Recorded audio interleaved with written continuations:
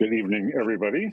Welcome to the Tuesday, April 12th, 2022 meeting of the Yellow Springs Planning Commission. My name is Frank Godin. I'll be chairing the meeting tonight, and we'll get started by having the clerk call the roll, please. All right, Godin. Here. Stiles. Here.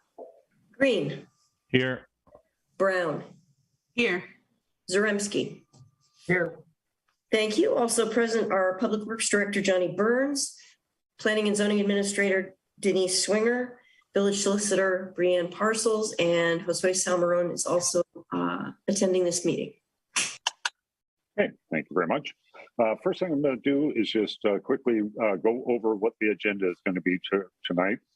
The first thing that we'll do is review the minutes of our last meeting in March, and then we'll have just summarize some of the communications, the written communications, emails and letters that we've received for this meeting. After that, there'll be a possible council report. Carmen, are you going to be doing council report tonight? Yes, I am. Okay, thank you. And then there will be a time for citizen comments, and that period for citizen comments is for items that are not on tonight's agenda. After that, we have one consent agenda item about a subdivision at 146 Marshall Street. We have one public hearing, a conditional use application at Peach's Grill. Nothing listed on old business, and then new business. We have the review of the preliminary plat for the 402 North Wright Street. After that, agenda planning, and then adjournment. So let's start by calling the Planning Commission members together and review the minutes for the meeting that was Tuesday, March 15th, 2022. And I'll just flip through page by page and just ask if anybody has any corrections or clarifications that are needed on each page. So does anybody have anything on page 1? No. Okay. Page 2.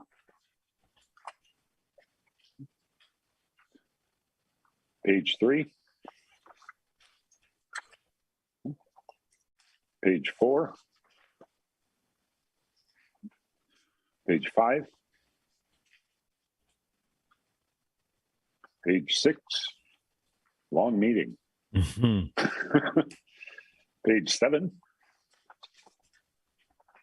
Or page 8. Okay. I don't know whether this is there's a place Okay. for this, but there were all these grants that we applied for. I'm curious what's going on with that, but that doesn't have to be part of this. So, Jose, were you going to talk about that maybe during the council report? I can. Okay. Thank you. Okay. Anything else about the minutes? Susan, you look like you were going to say something. Yes, I was going to move approval of the Tuesday, Oh. March 15th, 2022 minutes. Okay, I'll second that. Would the clerk call the roll, please? Yes, Stiles. Yes. Brown. Yes. Zaremski. Yes. Greene. Yes. Godin. Yes. Thank you. Okay. All right. I had 1, 2, 3, 4, 5, at least 5 letters. Were there more than that, Judy, that ultimately came in? There's one which is, it is online and it was in your packet. It just wasn't listed on the It agenda wasn't listed. actually. So Seibel. Oh, right. Oh, right. Yes. Right. Okay. And I believe all of the letters had to do with the new business, the preliminary plat, requesting possible modifications or concerns that people had about the traffic through Kenneth Hamilton Way, the brush border on the south side of the Wright Street property, things like that. So those letters were all included in the packet, and I'm sure the topics that the people raised will come up when we're discussing that later on. So let's move on. Carmen, the council report. So council passed the first reading of ordinance 2022-10, amending subdivision regulation based on Planning Commission's recommendation to accept the text amendments. This ordinance will receive a second reading public hearing on April 18th and will go into effect 1 month following passage. Council also passed an emergency amendment to the deed restriction on the Union Schoolhouse property, which prohibits structures in front of the principal structure. This amendment will allow for a chimney swift chimney to be built on the front lawn in an effort to rehome the Swifts, whose original home in the chimney on Union Schoolhouse is going to be removed in the rehabilitation of that building. Frank Dodden, gave the annual planning and zoning report compiled and put into a PowerPoint by Denise. This was well received by everyone and accepted. Matt Raska, BZA member, presented a PowerPoint on zoning opportunities. The presentation was forward focused and contained a lot of good ideas. Finally, council agreed to return to in-person meeting and will attempt a hybrid meeting style with some Zoom participation permitted. Meetings will continue to stream live as they have, for years. All right, is that it? Yeah. Okay, great. Josue, did you want to talk about anything? Sure. Stephen Greene asked about the grants that we've applied for. Steve, I don't know if you had any particular grants in mind, but I'll go through the list. The meeting minutes start with the $100,000 that we helped secure for the demolition of the Antioch Union building. That building's been in bad shape for a while, and I'm in the agreement that the only solution is to demo it. And so we're helping Antioch to accomplish that goal. There are grants that we could have submitted for, or that we submitted for the state appropriation, the capital state appropriation budget.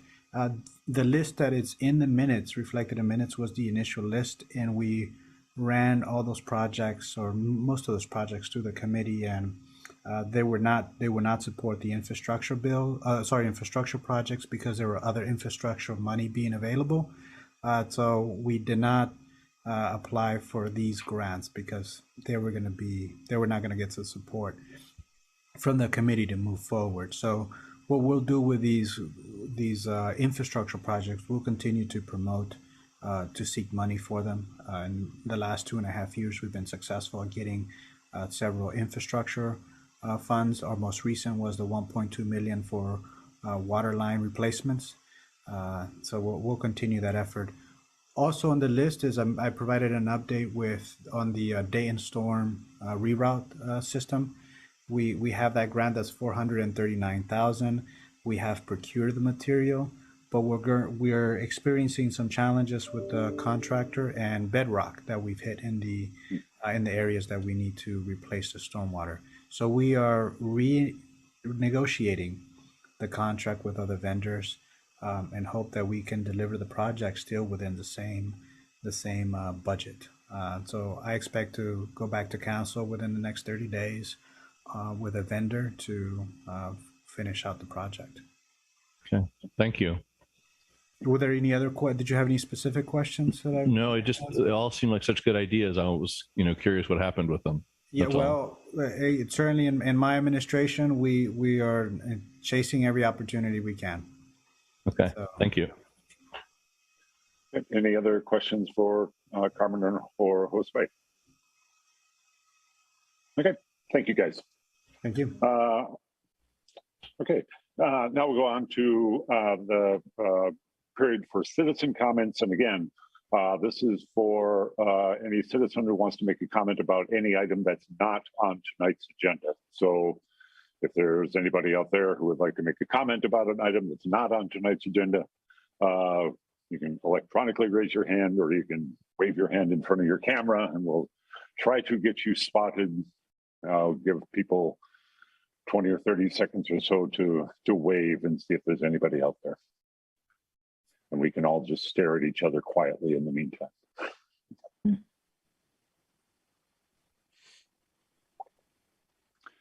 Anybody seeing anything? Frank, I think we're clear for takeoff. Okay. Okay, all right. Let's go on then to the consent agenda item for the Dewey minor subdivision at 146 Marshall Street. Denise, did you want to talk about that?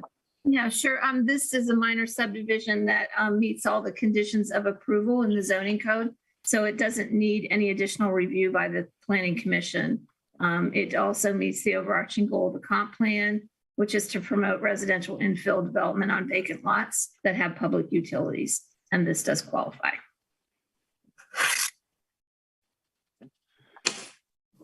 Any members of the planning commission have any questions?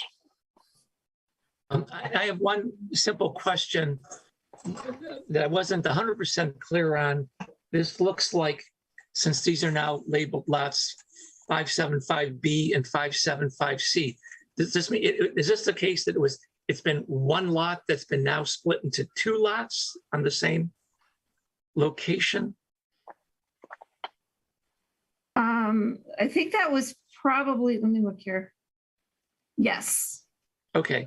yes. Yeah. Sometimes on some of these projects, the replatting and whatever, the packet has a layout of what the proposed future state is, but Mhm. not a sketch of what the existing one is. And so this was sort of straightforward, but I wanted to check. Sometimes I'm Yeah. trying to figure out where we were and where we're going. Okay, that's all I had. Thanks. Any other questions for Denise, for members of the planning commission? Okay. All right, I would move that we approve the consent agenda item. There's a I second it. Okay. Would the clerk call the roll, please? Yes, Greene, Yes. Brown, Yes. Stiles, Yes. Zaremski, Yes. Doden. Yes. Thank you. All right, so we'll go on to, we have one public hearing. Don Beard, owner of Pizza's Grill, has submitted a conditional use application for an expansion to the outdoor patio area at 104 Xenia Avenue. Denise, would you like to talk about the application a little bit? Sure. So this proposed expansion does meet the requirements of the zoning code. Planning Commission is here tonight really to discuss the use itself. The addition is something that staff reviews. The use. The building, you mean? Yeah, the building. Yeah. The use, as you know, during COVID, a lot of the businesses in town, the restaurants, were allowed by the state of Ohio to expand their outdoor patio areas without a review by the Ohio Department of Liquor, or we also waived that requirement as well, so that there could be that social distancing during that time. Well, as a result of that, a lot of these businesses decided that they wanted to maintain that and what they've had for the last couple of years. And you've already had before you an expansion of the Winds, an expansion of the Gulch, and the Emporium, which is actually, I think, just doing it for the first time. So this is really no different than that. He is asking for that expansion and approval of that, which is a conditional use. So if you have any questions for me directly, I'm not sure. I don't really want to go over like the details of the property itself, but everything is in compliance with the zoning code. All right. Do any members of the planning commission have any questions about for Denise about the staff report? So, Denise, you said you didn't want to go into the details of it, but so is there a point where we can discuss? I just wanted to be clear about how big it was going to be. It's not going out as far as the orange traffic things. It sounds like it goes out to the end of Haha Pizza. Right. It doesn't extend really beyond that. It's kind of an odd shaped corner. We can probably pull that up and show. I don't know if somebody can do that.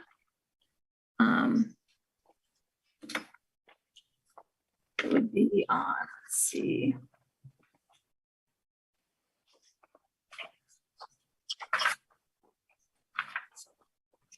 It's Exhibit B. I can put it up, Denise, I believe. Okay. Exhibit B, yeah, there isn't a, it doesn't block the line of sight with Haha Pizza. The pavilion is pretty much open on the side by the bike path. There is the area that is shown, you see that is open. The area that you see that does have some screening doesn't extend beyond the other building, the Haha Pizza that you had mentioned. And Okay. part of the reason that is also there, there's a lot of utility meter boxes and things like that. And you'll see on that left exterior elevation, there's an opening for people to get in there to service that. Okay. Okay. So, I had a question and you've sort of answered it, I think. So it still is open. Has the roof and has some sides, but it's still open to the outside. Is that correct? It does have, actually, if Don is on here, if you want to go back to that other page, you can see there is a front exterior. It's not completely open, but you're able to visually see through. On the right exterior elevation, you're seeing it is completely open. And what you're seeing is that left exterior elevation screening that goes up against the Haha building. So technically, yes, most of it is open, but there is on that front exterior a little bit of a pavilion, of some pillars at the front to close it in. This is basically like an extension of the current patio that they have, okay. So just making that bigger. And closing it completely, you won't have the tents and the orange barriers anymore. It'll be an actual building. Okay. A pavilion. The last page of this exhibit shows the site map, and there's a faint line showing where the proposed footprint is. If you keep going, one more. That's all I got. Oh, really? Shucks, our packet has one more drawing that actually shows the footprint. Exhibit C. Yeah, that would be the next one. It's not. Yeah. It actually says A1. Oh, well. Okay. A1. Exhibit Is the drawing on the No, it's architectural C. blueprint, it says A1 in the corner. is the sheet number, Oh, yeah, that's just sheet number. but in the packet it's Exhibit C. Okay, what it's is your fine. question, Gary? There it is. Yeah, there it is. No, I'm just saying this shows, at 6 o'clock, it shows proposed 36 by 46 footprint. And Mhm. so that actually shows it being in line with Haha's, and also Yes. shows a 13-foot gap between it and Haha's, sort of a corridor to get between the buildings. Yeah, because there are utilities against that side. Okay. Yep.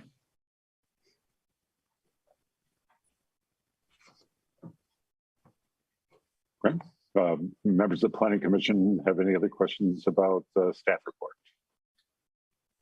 Is Don here? Don? He was Don here online. too? I saw- There we we go. There you are. Hello. Hi. Would you like to say anything about this, or Does anybody have any questions? anybody have any questions for Don about this right now?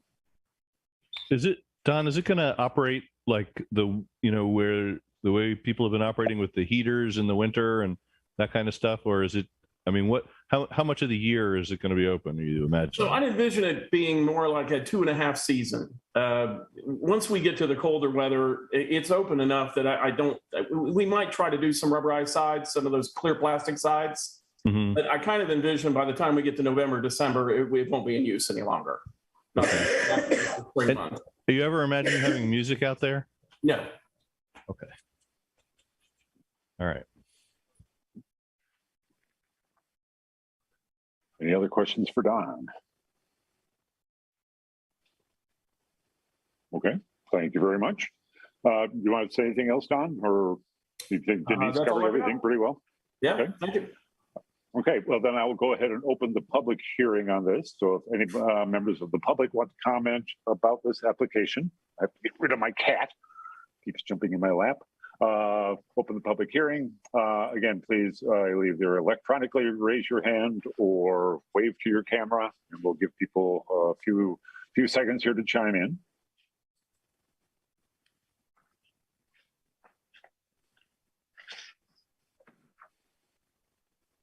I'm not seeing anyone, Frank. See anybody?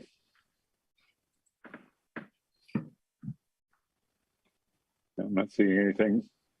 Okay, then I'll go ahead and close the public hearing and bring it back to Planning Commission. Anybody have any final questions or concerns?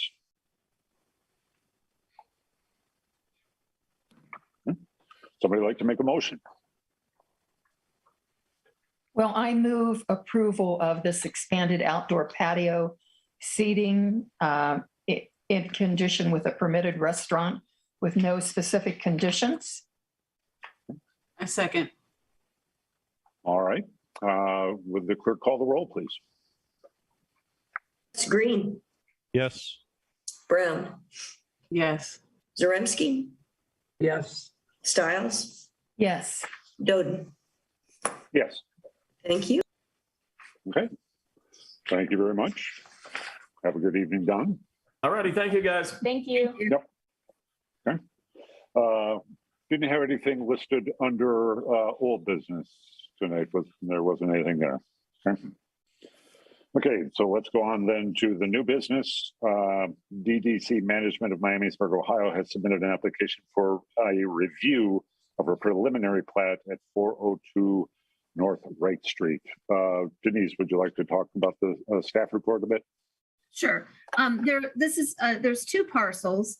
There's a smaller parcel, 0.334 acres, and then there's a larger parcel of 22.682 acres. The larger parcel was actually annexed into the village of Yellow Springs in 2000.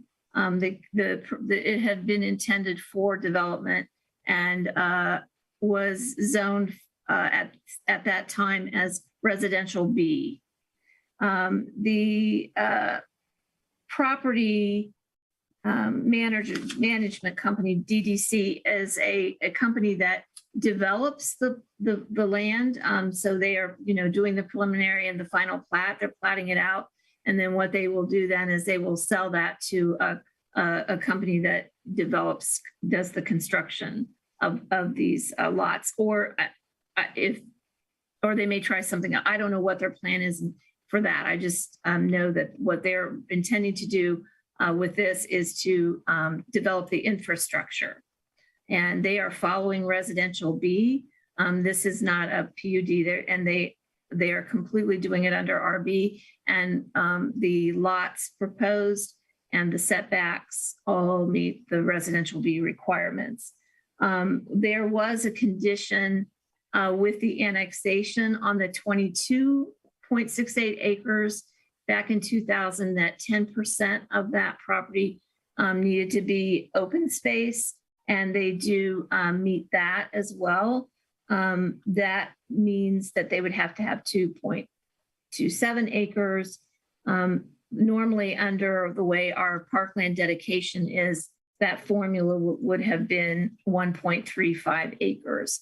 They are considering part of the retention pond as part of the open space area because they're saying that it will be for recreational use, fishing, no swimming or boating, because that is also going to be the stormwater runoff. But they would allow, and under their HOA will allow fishing for their residents. Now they are doing an HOA. We want them to do an HOA in terms of for the least reason for us is simply to make sure that that retention area is maintained by them, by the residents, that the village, rather than the village having that expense. They would at some point dedicate the roads and then the park land which they have on the their application, showing it on the site plan as a tot lot. So that would eventually be something that would be dedicated back to the village. All of the infrastructure would be paid for by them. The village will not take that responsibility, and that includes the road as well. Staff met with them twice. Their initial concept plan was to have one entrance and exit going through Kenneth Hamilton Way, and staff had rejected that. They did come back then with two ingress egress areas, one off of Kenneth Hamilton Way and then one off of North Wright Street.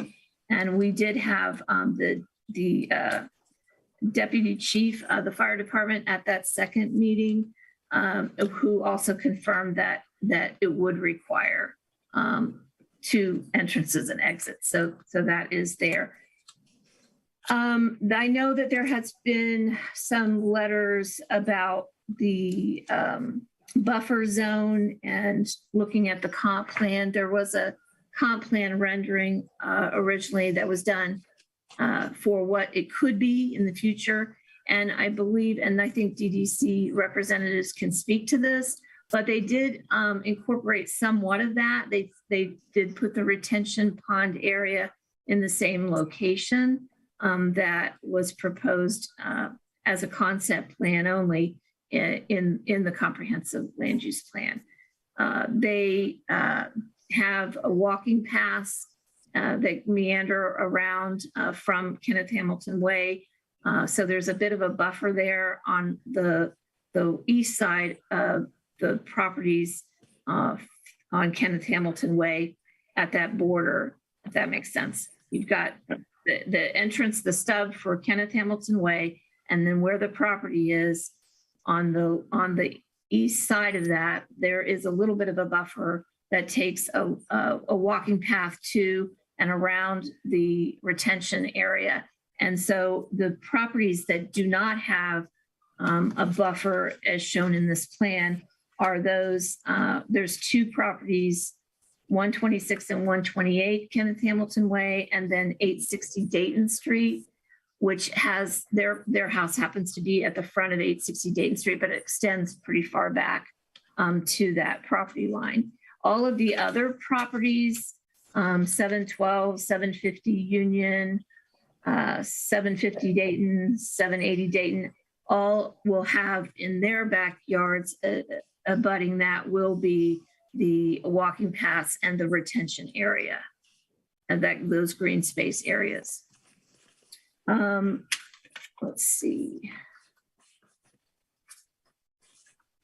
They did ask that the Village of Yellow Springs provide the electric plan, which Johnny Burns is online here tonight and can speak to and is willing to do that. Of course, any civil engineering drawings would have to be paid for by DDC. They're proposing a total of 90, there's 92 lots. Two of those lots are the green space lots. So there are 90 RB zoned lots for single family dwellings only is what they're proposing. And this is the preliminary plat review. There'll be a lot more detail if this is approved tonight that will be required in the final plat review. Does anybody have any questions? Just Denise, let me know if you want anything up. I think it would be good to at least show the layout, which is in Exhibit B. Yeah. Probably even just starting with that page 3.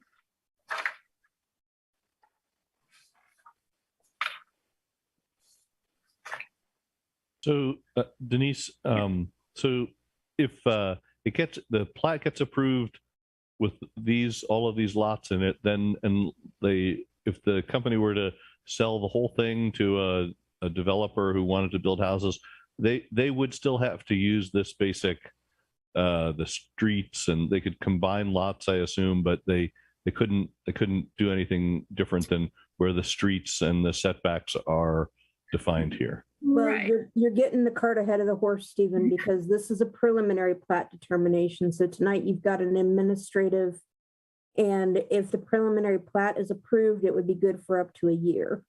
The Okay. final plat is what gets recorded and has to go to council before it gets recorded. Okay. So preliminary approval would be good for up to a year. So Okay. if there were anything to change between the preliminary and the final, I can't really say what would make a builder come in before the developer is done developing the plat. But that's a big difference between some of the things you've seen before, is that tonight we are just considering the plat application, and this is not a final plat, it's a preliminary plat, which is why it's an administrative review. Okay. But hypothetically, if this is the final plat approval, then that's the way it goes. I mean, those are the lots that have been recorded. And there's not a public hearing today. It's an administrative hearing, so you can It's an take adminis- testimony, but Okay, it should be limited to the scope of your subdivision regulations, because it's a plat, so we're obligated to follow the state law. We've got that case that says home rule does not apply when it comes to your plat determinations. You need to follow the subdivision regulations. And if the plat complies with the subdivision regulations, you need to note the reasons for approval, disapproval, or modification based on those subdivision regulations.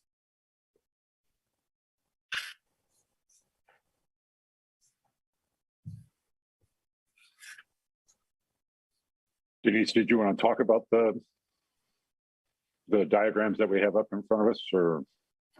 Well, one is a utility plan. This one here is the existing conditions. I don't know how visible that is. Yeah, it's a little, It's a little fainted. Can you zoom on it? In my view, I don't know. So what that existing conditions shows, it shows what's on the property right now. There is a, If you close the bookmark column on the left, it should make it bigger. just hit the X. Yep. Yeah. okay. So that, you'll see a squiggly shaped line that goes around parts of the property, and that's showing what are currently areas where there is no open land. It's wooded areas. There's also shows the primary dwelling that's on the property right now, and a couple other accessory structures. And I think what people were talking about, that little brush area, that you can see that at the south edge of the property too, that goes all the way around.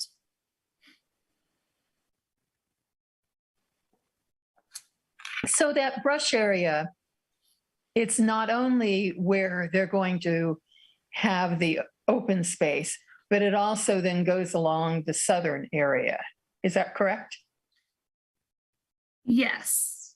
Okay. There Yeah, is correct. there is a brush area. Is there a picture of, let me go back. I don't know if they had it in theirs. It's in my staff report. On page 2 of my staff report.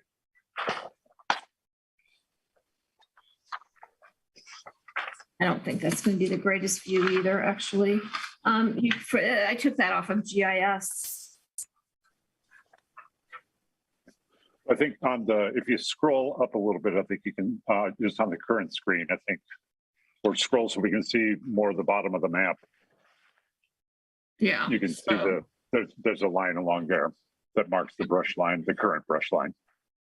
So what they're proposing is that they are leaving most of it in place, except that, I guess that south sort of western segment, Correct. because this is an area, I guess, in reading the letters, that there are a number of animals that use this to get through.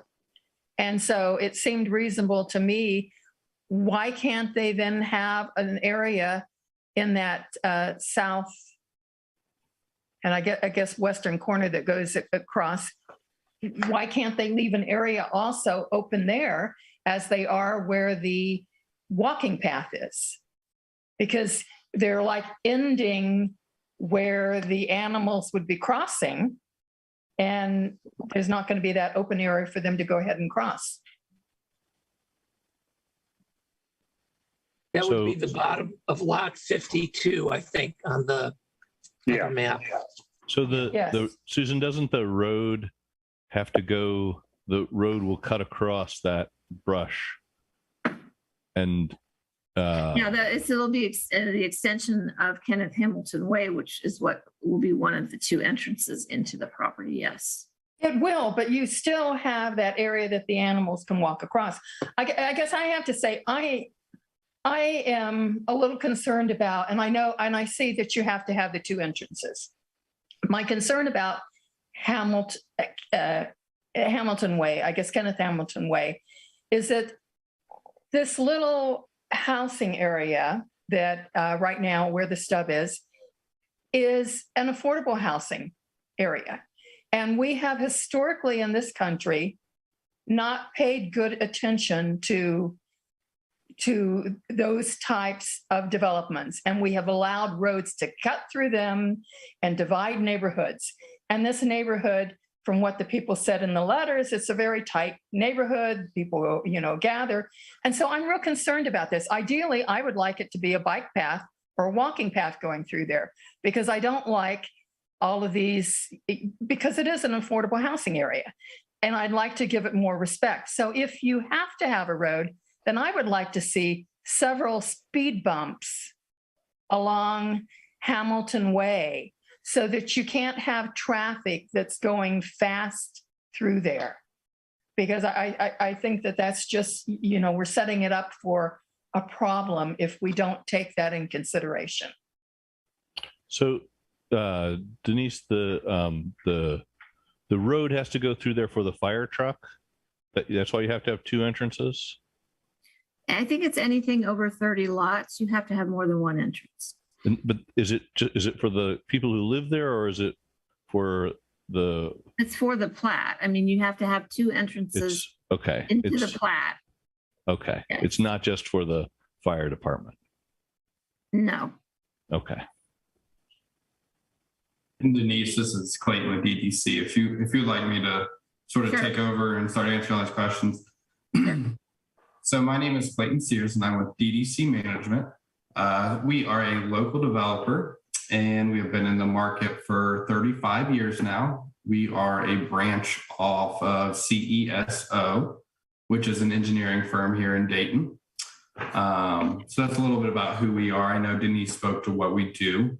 And I just sort of want to clear that up. We are a developer, so we install the infrastructure. That is the roads, the utilities, the pipes, we plat the lots. And then once everything is completed, we have 90 platted lots that we will sell off for somebody to build their homes on. We do not build the homes. Only thing we provide is the lots. So what we are proposing here today, we will, if we are approved tonight, we will move forward with engineering and have this turned into a final plat with construction drawings and things of that nature. We will be back before you to get that final plat approved. And then we would proceed with construction on the roads, utilities, and things of that nature. As far as all the comments and concerns that have came up, we greatly appreciate these. This is something that we usually don't see, people don't really say anything until it's too far along in the process. So we do really appreciate it. And I was able to talk with a number of these people that have reached out and made amendments with them and talked them through the project and really helped them understand. I feel like we are doing our best foot forward on these comments. Where we got our layout here is from the glass farm plan that Denise mentioned. I called for medium density residential here. And so we are coming through with that product. The points about the buffer that came up, we didn't purposely not include the buffer. This layout was put together based upon the code for this section. and I don't believe there's a buffer requirement for this zoning. We have met with the neighbors though and talked with them. And when we get into this final engineering, when we have survey, we know where our boundaries are, things of that nature. We are going to do our best to provide some sort of buffer along that property line as discussed. I know there was some concerns about the 2 entrances. Denise did a great job there. We will have 2 entrances, and that is for safety. So that anywhere in the community, if one of the entrances shut off, a fire truck, emergency vehicle, anything could get into the other entrance. The main entrance for our subdivision will be off the North Wright Street. That will be the entrance sign, and everything will be there. The Kenneth Hamilton Way is just a secondary entrance. What we do with that Kenneth Hamilton Way, I think that's up to the village there, how they want to connect and how we want to do that. I know there's some concerns about traffic.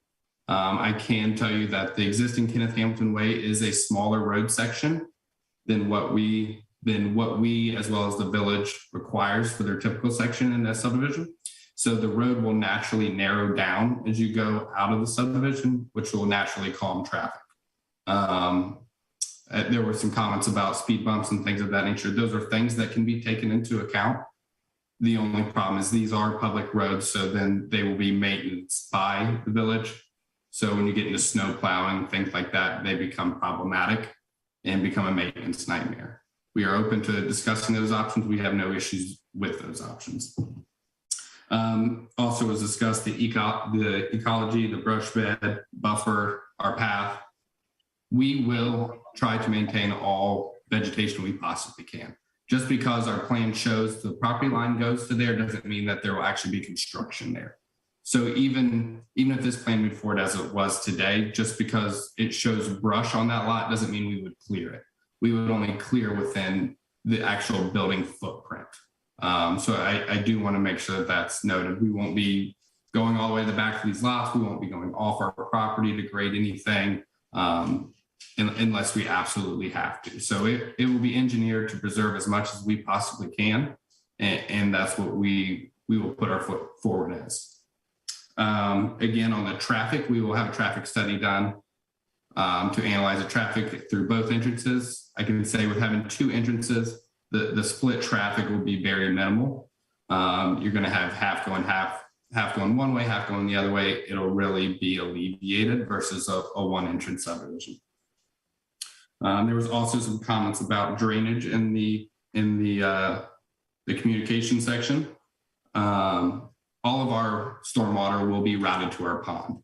There has also been brought up the concern from the farmer to the west who has a drainage tile that goes through our site. And we have coordinated with him. We will pick that drainage tile up. We will run it through our system and into the pond. So any runoff from our site will truly be held to our pond and then be released at a much lower rate than it is today. So any drainage issues that are going on today will only be alleviated by this detention pond. I think that is all of the public comments. I did want to make one comment on the field tile too, because there was a letter from Ms. Northway about some concerns about runoff or water going onto her property. And she mentioned council members that had been there. It wasn't council, it was actually staff. It was the public works director, the village manager, and myself who went out and met with her as well as that farmer and provided a field tile map of where it's currently draining from. I just wanted to add that onto that. And we spoke to both people at that time, and we think we have a path forward with them. So her issue is resolved. I think so, Johnny. Okay. I'd rather have Johnny speak on this and just for him to say if he thinks that will resolve it. Actually, this plat going in with the retention pond is directly behind her address on Dayton Street.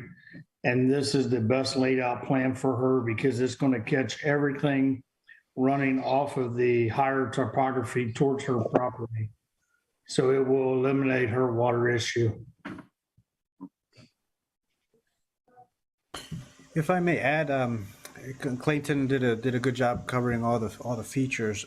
Part of the conversations with Clayton and the team at DDC is securing easements north of the property. So on the layout, you will see that there are 4 areas of easements, 2 for water and 2 for sanitary systems to serve property north of this subdivision, which would be the glass farm area.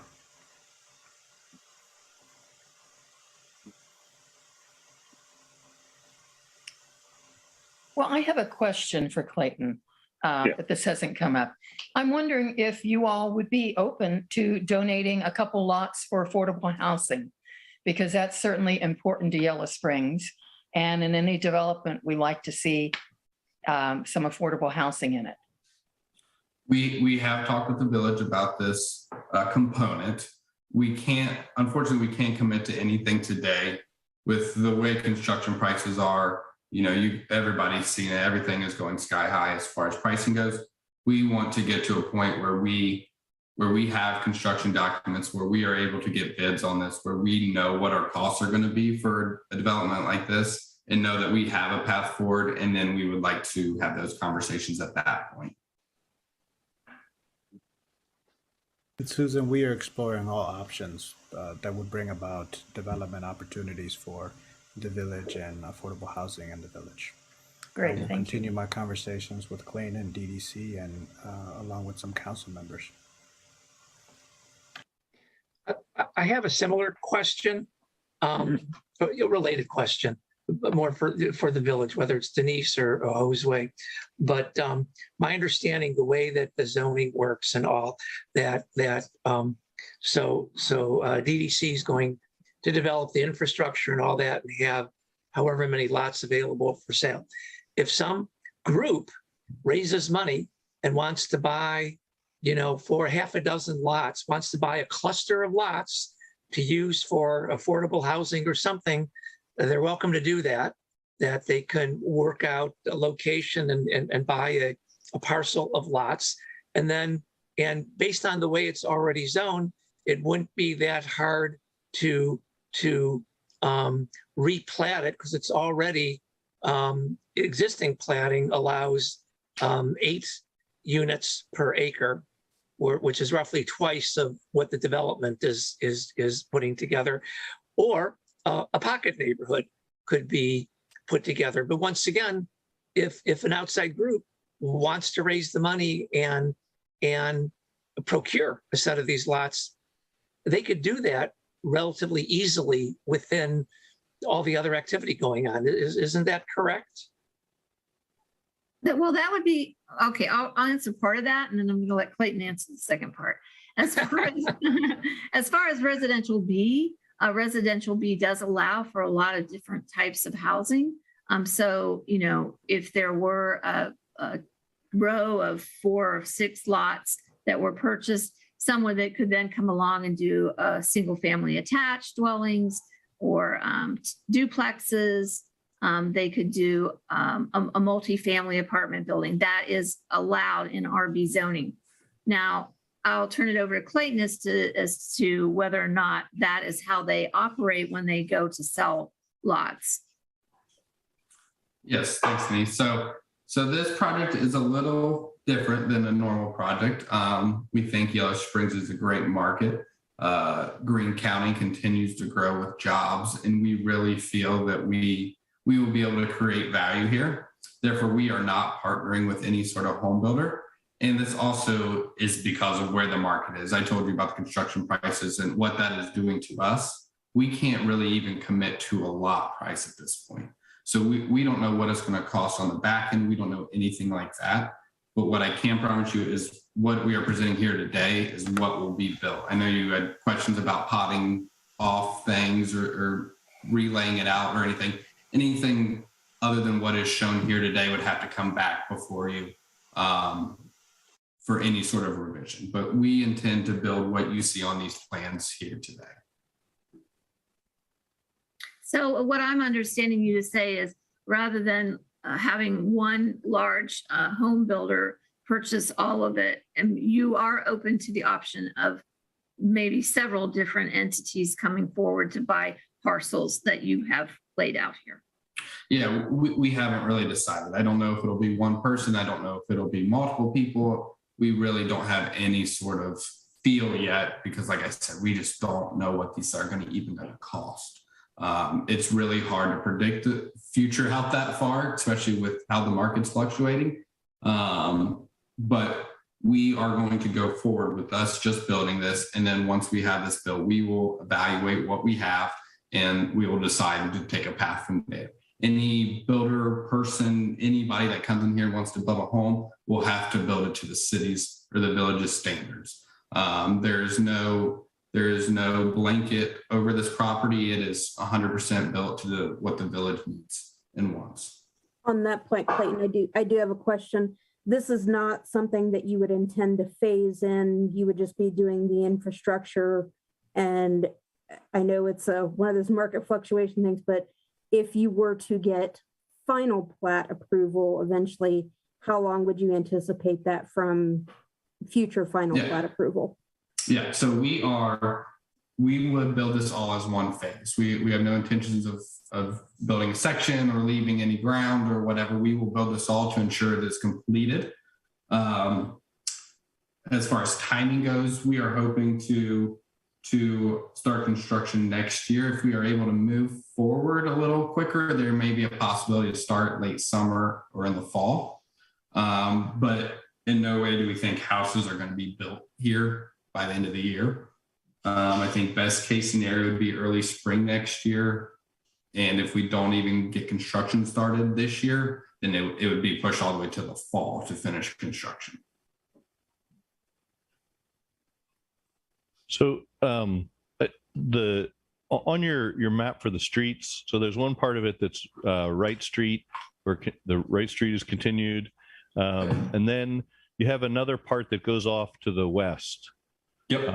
And so, okay, so that's like an opening for future development of the adjacent property.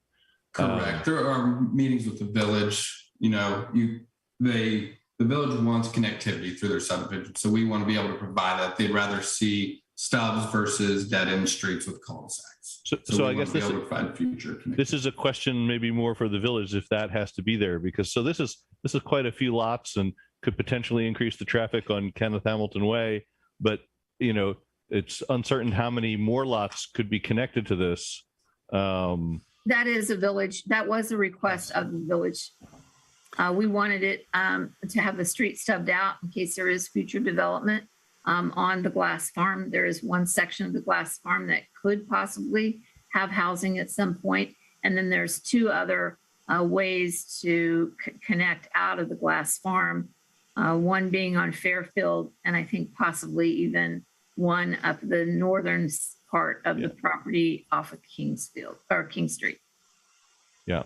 So yes, okay. that was a staff request.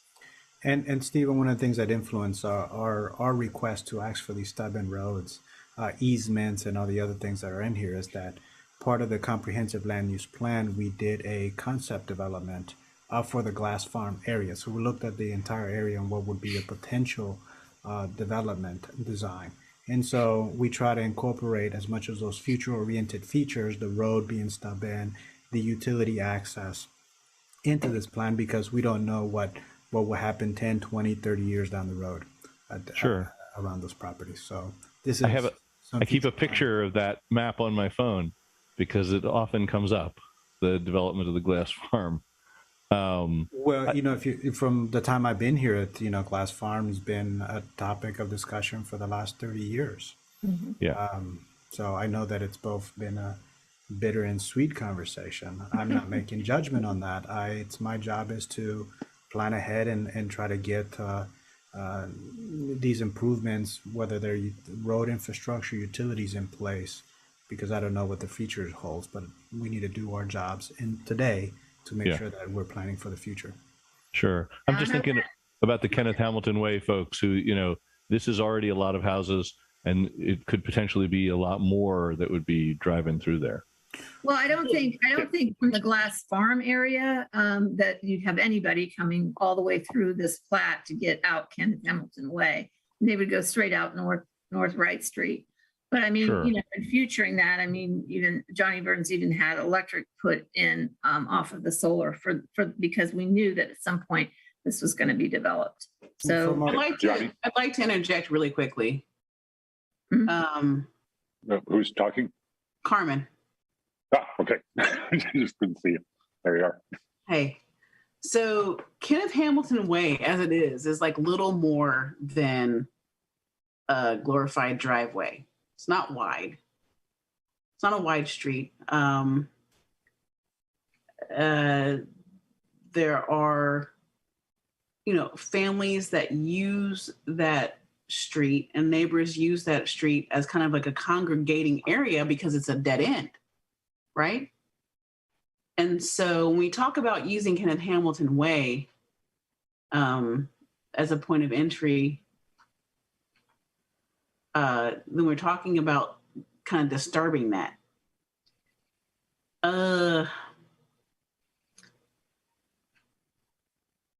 You know, why? I guess I'm asking the developer, the people that are doing the you know, DDC. Why couldn't it be a point of entry for pedestrians and emergency use only? It is an important area to congregate for people who are in that neighborhood. And it's a dead end, and it's hard to get in and out of there if you don't know where you know exactly where you're going. So what could happen is like, okay, so we decide to use it, or like, you know, you decide to use it as a point of entry and exit, and then it has to be widened, and then there has to be a light, and there has to be like right way, left way, like it just seems like, to me, and this is like definitely a layperson's point of view, that it would serve a better purpose if it were a pedestrian and emergency use only thing. Because it's really kind of just like, it already looks like just a service road. It's tiny. I think the right of way is much wider. I'd let Johnny. It's 50 feet. Do this. Sure. Johnny. Okay, I need to back up here because I've been on this project since 2014, and it goes all the way back to me talking to the current landowners that live in Virginia that own the property, and her husband is the one that actually built the Sandcliff development. And there is a 50-foot road right-of-way through there that goes up into the side yards, or which is what people consider their side yards. And when we was putting in the solar field for the village, I asked her if she had ever planned on developing that. And I actually installed 6-inch conduits underneath the solar field to be able to feed this plat. And that was back when we put the solar field in. But they had always intended on Kenneth Hamilton Way being the entrance into the development that her and her husband was developing. They just did Kenneth Hamilton Way as the beginning part of it. And if you really look at the maps, Wright Street is smaller than Kenneth Hamilton Way. It's not even got I think it may have the same road right away, but Kenneth Hamilton Way had the larger infrastructure put in. It had the heavier asphalt put in. It had the larger water lines installed to be the main entrance into that development if it was ever developed. Right, but I think I'm not saying that needs to be the development. Sure. But your question about the walking path and emergency path, that's not the issue. The issue is the Ohio laws require 2 entrances into the plat. Right. Not just for emergency vehicles. Yeah, no, I'm not confused about that. That's not lost on me. What I'm asking is, like, okay, so I guess part of my other question would be like, do people who like have homes there realize that? Like, did they know that this was like going to be potentially like a bigger road? Well, the street is stubbed to that property. Yeah. Right. Yeah, that's not lost on me. What I'm talking about is like, when I said, do people realize that when they purchased their homes there? Or were people under the impression that that was going to be kind of a dead end one way thing? So, I mean, that's all. That's all. Carmen, it is shown on the comprehensive land use plan that is an entrance into a development. So, I mean, that was something that more than half the people in the village reviewed at some point. Sure. It was also on the I understand that too. That's not lost on me either. Okay.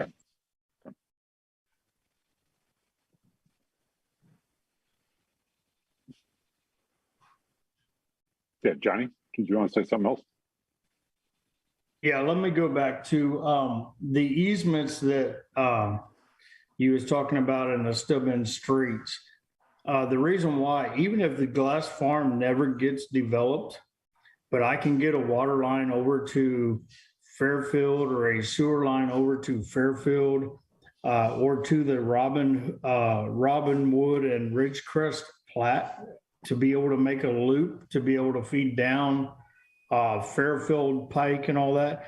That's the reason why we asked for the easements through the side yards and by the roadways. So it's for connectivity on infrastructure, not just for pedestrians.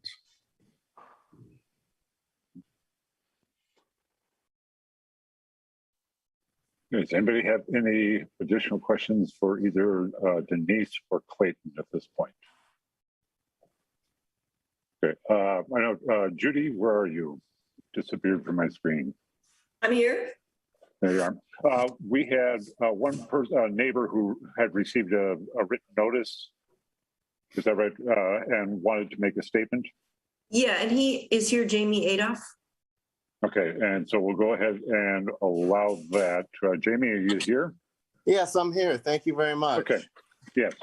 Yeah, I do have a written statement. I appreciate you letting me read it. Good evening. My name is Jamie Adolph, and I live in Yellow Springs. On behalf of my sister, Lee Adolph Zeise, who could not be on this call because she lives in Berlin, Germany, I'd like to make a statement about the proposed development on North Wright Street. Our family house and property is on 750 Union Street, which is adjacent to the proposed development. This was the last part of my mother's, the late Virginia Hamilton's family farm, and has been in my family for generations, which does include the brush line and hedgerow, which is also on our property, just to clarify. Since this proposed development seems to be in the beginning stages, I'm not going to comment on specific concerns at this time. I would like to talk briefly about a man who, although no longer with us, has had a crucial impact on not only this proposed development, but also on another neighborhood that was just talked about. That man was my grandfather, Kenneth Hamilton. You're all familiar with the street Kenneth Hamilton Way, which was named after him, but you may not know the story of how it came to be. It was named after him because many years ago, the village solicitor or attorney contacted my late father, Arnold Adolph, to inquire about purchasing that strip of land or right-of-way, as it had been in my family for years, and my family had been paying taxes on it. Right as the negotiations began, the village solicitor called back to inform my father that our family actually did not own that piece of land, even though we had been paying taxes on it for years. And that is a question for another day. After much research and lawyering, it was discovered that my grandfather, Kenneth Hamilton, had given that piece of land, that right-of-way, to the village as a gift. After this surprising discovery, I asked the village council at that time to name that strip of land, that right-of-way, after my grandfather, as a thank you for his great act of kindness and generosity, and council happily agreed. Now, one could argue, and I'm one of those that could argue, that the fact that an African-American man in the 1950s or so with valuable land may have had his kindness and generosity taken advantage of, but there is no way of knowing that at this time. The important part of the story is that my grandfather was extremely kind and generous, and because of his kindness and generosity, those lovely houses were able to be built right off of Kenneth Hamilton Way. And as it turns out now, there may be a new housing development that will be built because of that generosity and kindness, as Kenneth Hamilton Way will serve as one of the main access points for that proposed development.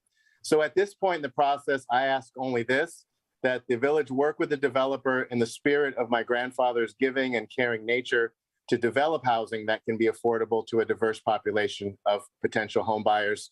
Housing that reflects not only the kind and generous nature of my grandfather, but of this kind and generous village we call home. Thank you. Thank you very much.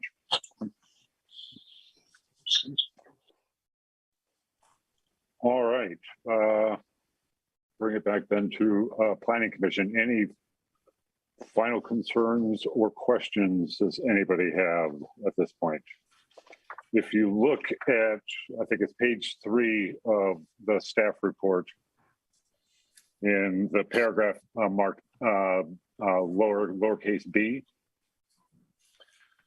talking about this process, it says the commission shall thereupon examine said plat at the regular monthly meeting for which has been scheduled, takes action within 30 days to approve with modifications, or disapprove the plat. So those would seem to be the options that we have with respect to a motion at this point.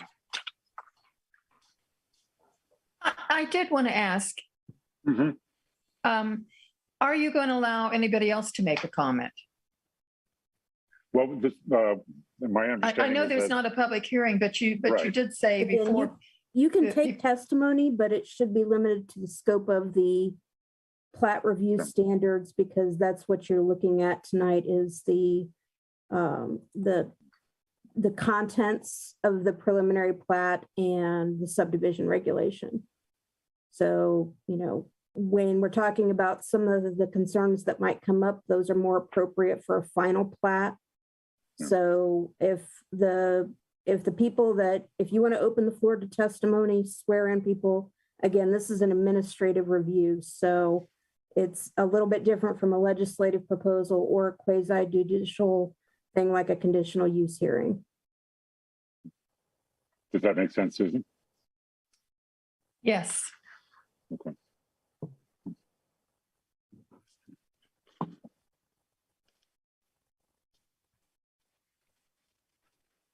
All right. I wonder if you could see by a show of hands, is there anybody who wants to give testimony? Because I feel like if there's all these people here, I Okay. feel badly that we aren't going to listen Yeah, to I'm them. not sure, not sure how many people are here or not. Okay, is there, having heard what Brianne said about the scope of the testimony, is there anybody who would like to speak to that? I'm seeing 2 show of hands right now. So I guess, Brianne, do you have to swear them in? Wait, I see 4, so there's 3. everybody at the start of your testimony, when Frank calls on you, I will ask the question, do you swear or affirm the testimony you're about to give is the truth to the best of your knowledge? And ask you to please confine your comments to what the Planning Commission actually has to consider when it's reviewing the subdivision regulations. So when you begin your testimony, you can say, I affirm or swear. Is that clear? So should we start? Is it Betsy?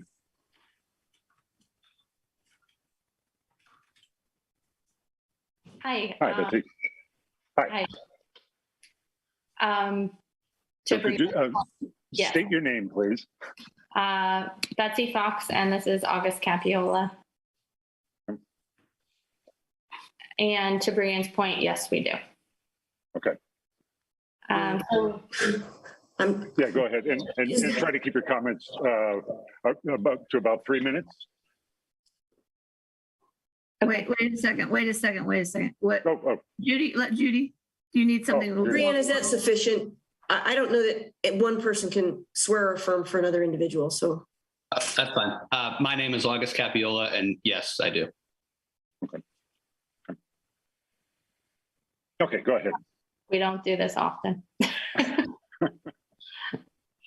So we live on Kenneth Hamilton Way, and we're coming to you all as friendly neighbors. We have some legitimate concerns.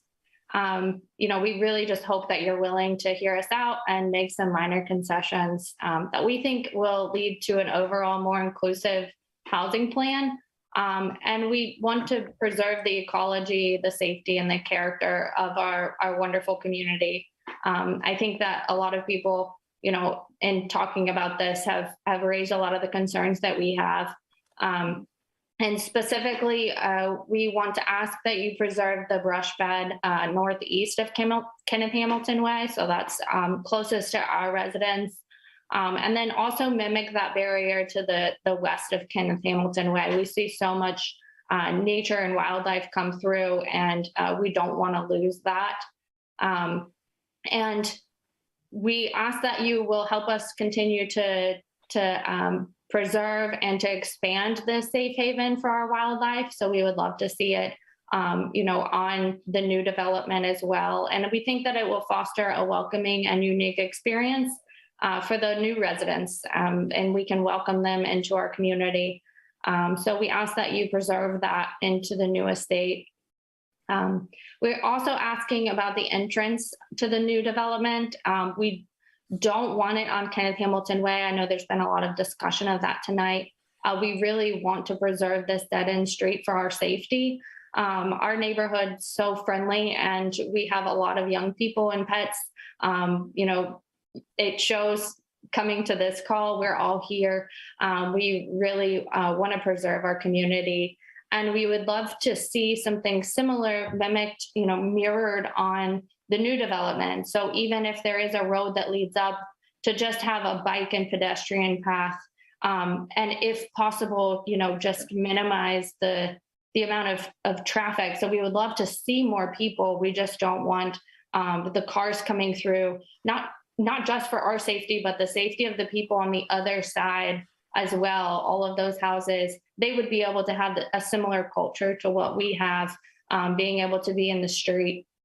And so we really just ask that you look into and clarify what those restrictions are on the dual entrance, and if it's possible to preserve this as no cars going through here. And then lastly, we really encourage you to section off portions of the land. I know that you said that that's still something you have to consider, but we'd really like to see local people coming together and hoping to come up with some plans to help preserve some of the unique nature of our neighborhood. And that is 3 minutes. Okay. Thank you. Okay. Yep, thank you very much.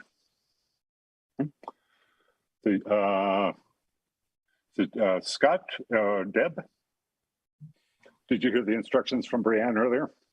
Hi, I do. Hi. Deb Strain. And this is Aaron Turnmire. My daughter, and my husband's here as well. Yeah. We live on Kenneth Hamilton Way. We have, Aaron has children on the street, and there are grandchildren. And safety is our primary concern. With the increased traffic of this many cars, which we're talking a lot of cars. If you have 90 homes and most people have at least 1 to 2 cars, and they're coming in and out of this several times a day, that is a lot of traffic. And we are concerned about the safety of our children and grandchildren. And then we'll have, you know, UPS, everything else coming through here too. And we just, this is real to us, and it's a very, it's a serious thing for our children and our grandchildren. The other thing is we do really cherish the wildlife that we see, and we would really like to see that brush barrier maintained. It's important, and you know, honestly, this community, we have lived in many places in Ohio, and this community is cohesive.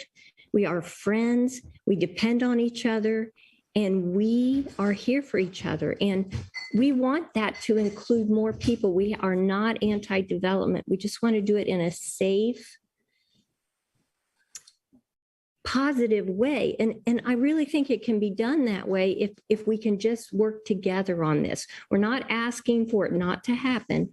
We're just asking for some things to be addressed. And I have a question. Is there any way that we could do a second entrance through the glass farms that is not being developed yet out to Enon? Is that a possibility? We didn't know who owned that property. The glass farm doesn't have an entrance or a connection to Enon. Okay. Yeah, the property to the west is not in the village. Yeah. It's not owned by the village. It's owned by a private. Right. The glass farm is owned by the village, but it only has connections off of King or Fairfield. Okay. Thank you. Okay, thank you, guys. Is that it? Okay, we'll move on to Cheryl Smith. Is that right? Yes, and I do. Okay. Okay, I just wanted to reiterate everything that Deb said and what Betsy said. And also, there's a big concern to me that there's no reference or indication that there's going to be any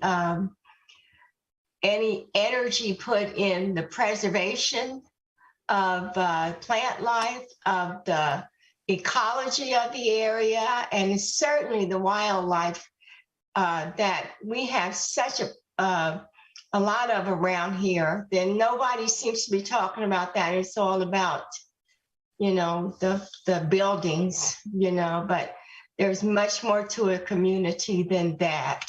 And the cohesiveness of the families that live on Kenneth Hamilton and the use of the street as part of where our children and our pets congregate, is an extremely important part of community for us. And I'm still not clear as to why it could not be a walking bike path with emergency vehicle access. That still constitutes an in and out. And I don't understand why it would have to be open to whomever. And if there's further development, it will be a tremendous amount of traffic coming down a very small area. Thank you. Thank you, Cheryl. Emily. Yes. Hi, I'm Emily Seibel, and I'm here with Penny Adamson.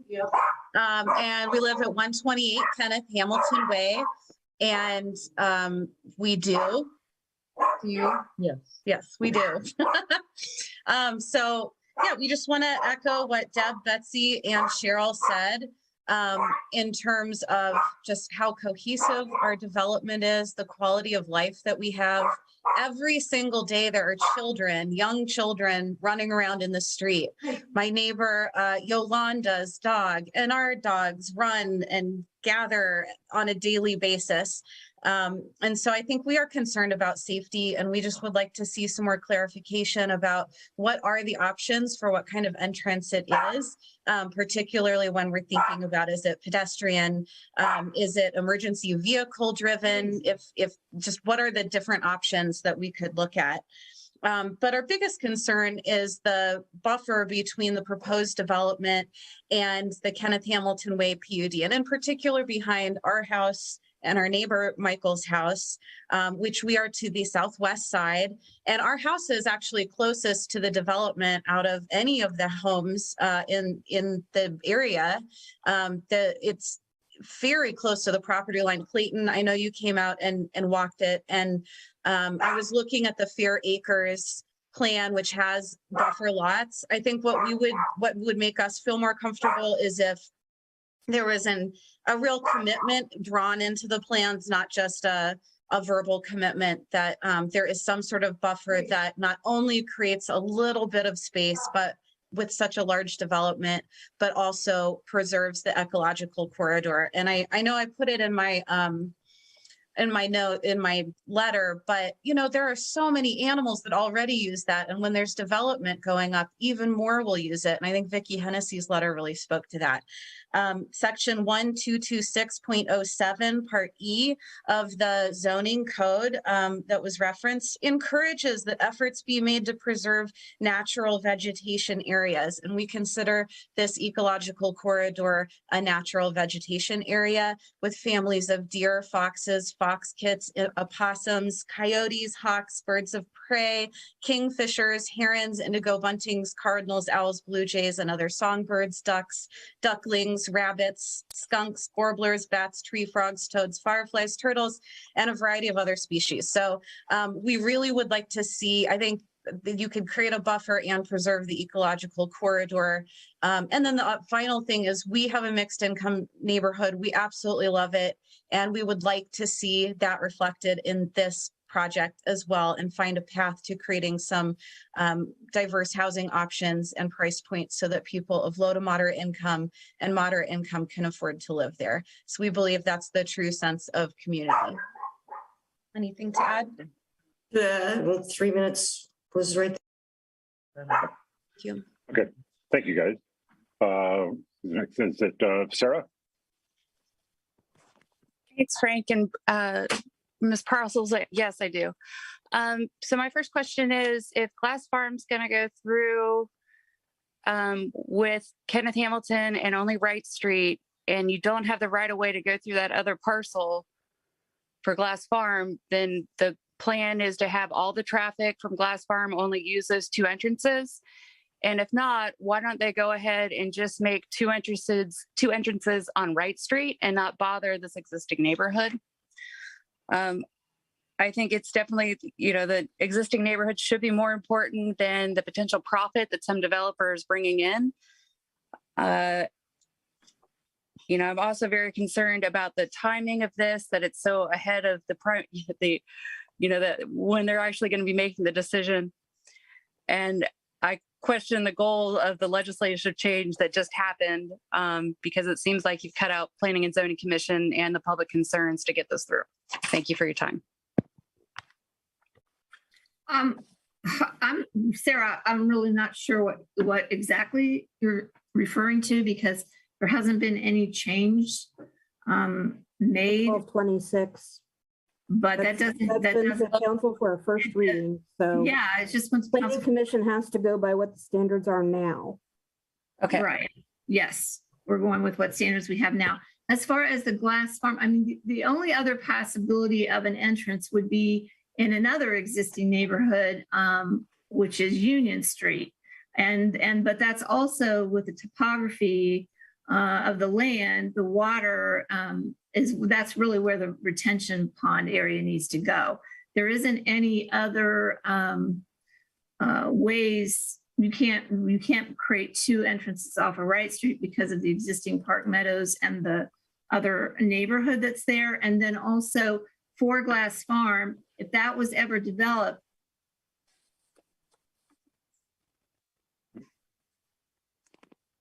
I think Denise, are you frozen up? Sorry, an entrance exit off of Fairfield, and then could possibly put one off of King Street for the Glass Farm development.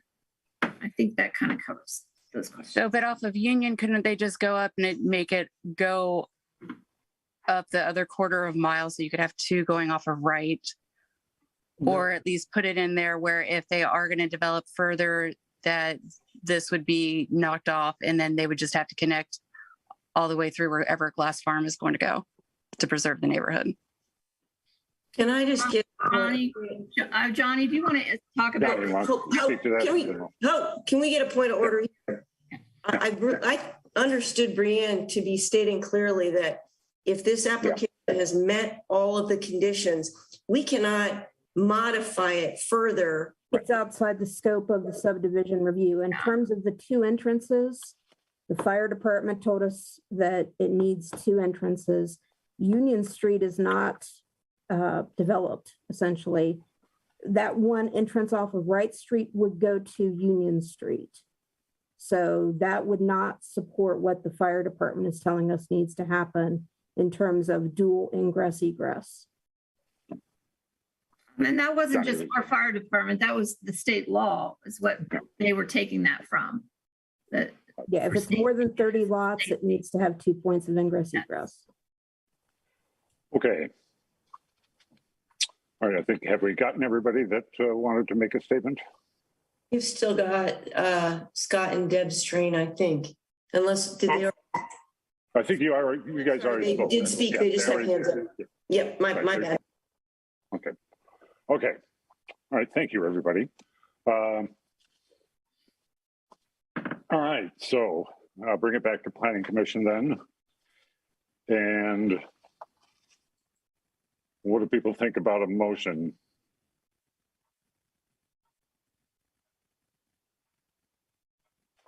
Bearing in mind that Sorry, this I'm is, muted.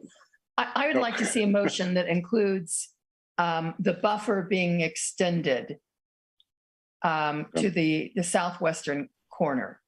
so approving with the modification Yes. that the buffer be extended? Yes, and I would also strongly encourage, and I know I saw some heads, shaking no, about the speed bumps. And I'm not saying the old-fashioned speed bumps that we see, but if you go to the northern part of United States or you go to Canada, they have speed bumps that are shaped differently, that yes, snowplows can get over them.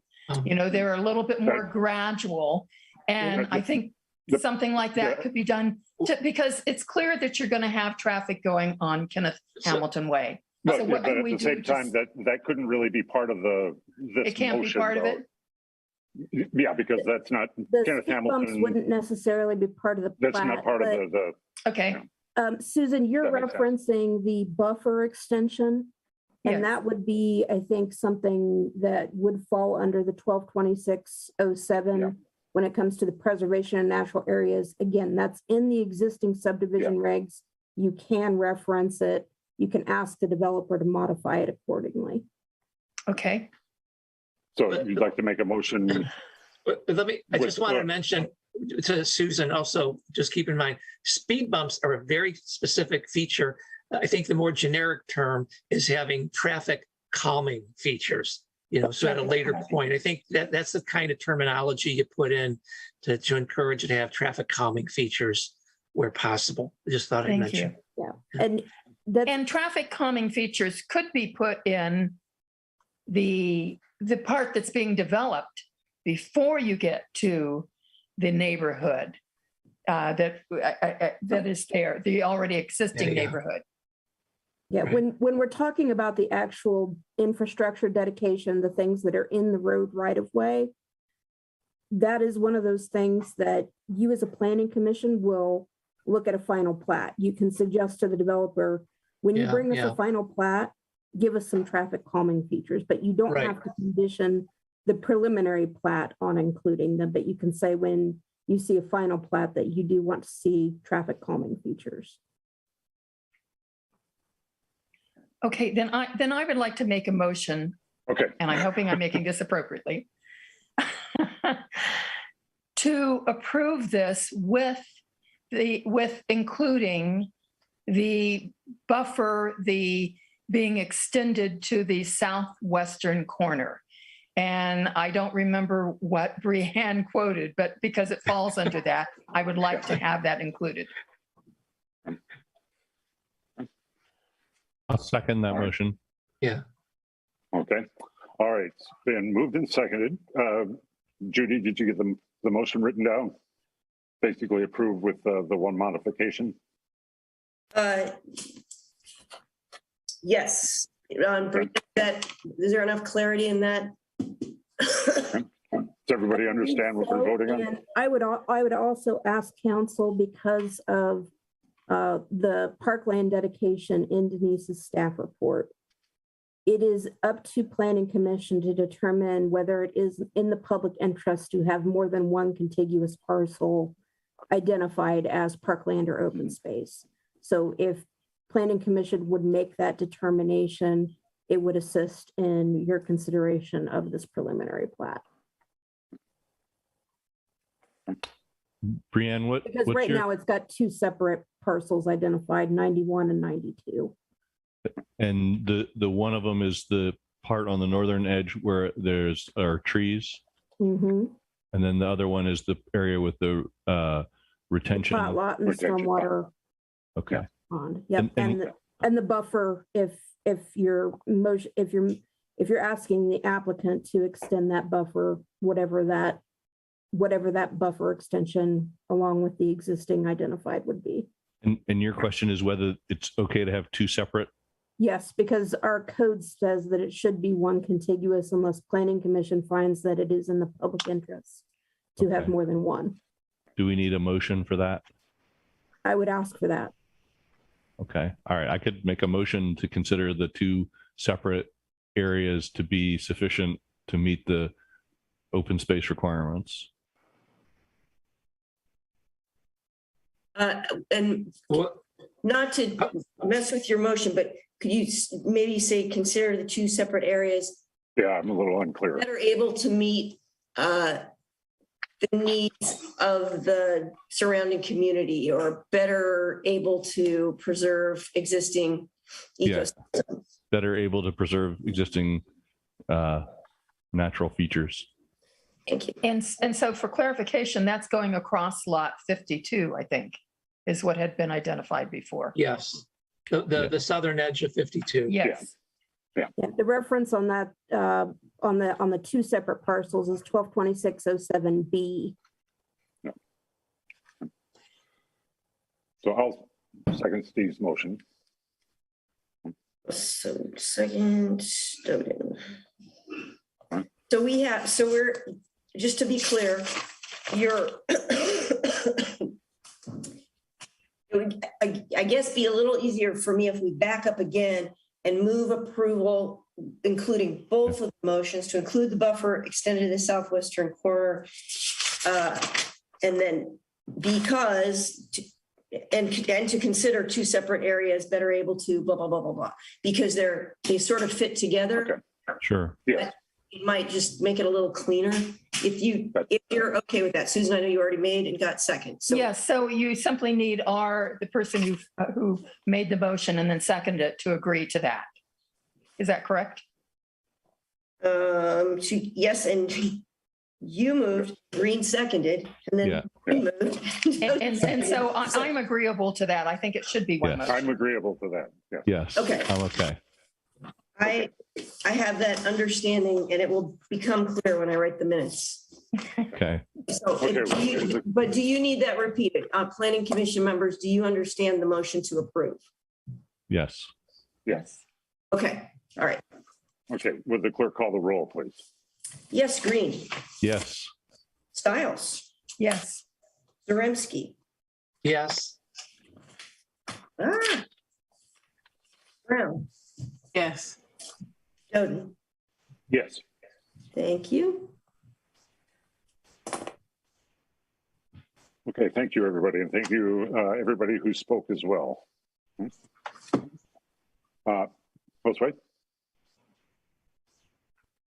Where'd you go? Sorry, I have a Here we question. I don't know if I missed something or I didn't write it down.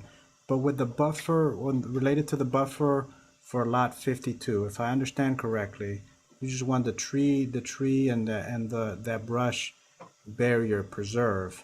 Right. When we have our conversation with Clayton as to next steps, lot 52 can remain, and whatever home to be built there, that fence line or the tree line or brush line could remain the side yard for that lot. We wouldn't need to carve out that area from the lot. Well, go ahead, Stephen. Well, I think that what everybody was suggesting was that, so the corresponding lot on the other side of Kenneth Hamilton Way actually has the brush row in the common property. So I think it needs to be carved out of lot 52 also, so that the homeowner couldn't decide they wanted to cut it down. Cut it down, right. It needs to be carved out like it is on the other side of the Extension of the street. green space. Yeah. Or open space.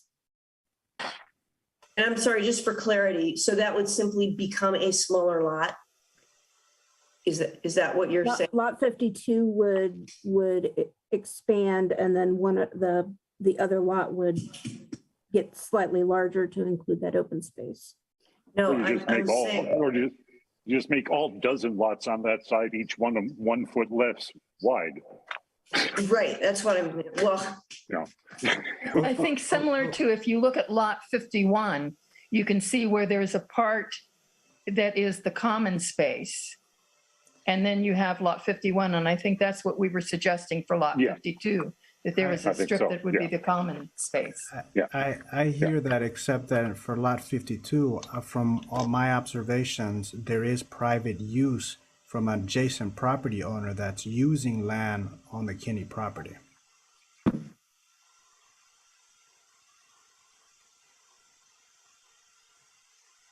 So is material. That the question that I'm asking is, if you sell off lot 52, to me, then it needs to become a smaller lot so that that portion is preserved as green space. What the neighbor is doing, they're doing on someone else's property. So that's going to, at some point, get clarified. But that's why I'm asking you, does that lot then get smaller? Or are you going to put a deed restriction on that particular lot? How does that work? I don't know that you need to work it out at this point, but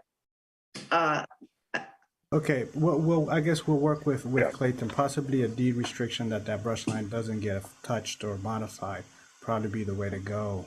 Or I honestly, we'll have to talk to him about that, Josue, because you know, Johnny too, he's got his hand up, but typically sometimes, even though we have easements, for example, on people's property, people can still put a fence up. They just have the understanding that if the village needs to like get in there for utilities, they take that down. But I would suspect that this instead would be part of the open space is what I'm hearing. So it's going to have to be carved out from that lot somehow. The other consideration is if you take too much off of a lot, does it still then meet the requirements for the lot sizes and setbacks? So it would be something for the applicant to, with this modification, determine whether it's more appropriate to dedicate as open space and shrink lot 52, or to put a deed restriction on lot 52 to preserve the brush row. However, if you look at this preliminary map, the lot 52 is actually substantially bigger than the lot adjacent to it or the two across the street, you know, so I mean, if you really compare it to 51, it's you know, already it's 20% bigger. So physically you could put a, whatever it is, 20-foot corridor, 10-foot corridor, whatever it is, similar to 51. But Johnny's hand's up and it might be related to the saw. Yeah, Johnny? It is related to it. I just want to make sure that we didn't just put more work on Public Works for trying to maintain this buffer area between these properties. You know. That's a good question, Johnny, but that would be considered in the HOA. It would be common area and they would be required to maintain it.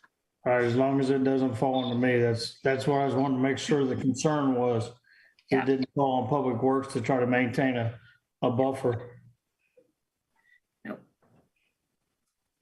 All right. Anything else here? We're going to go on to agenda planning. Anything on agenda planning? I'm going to have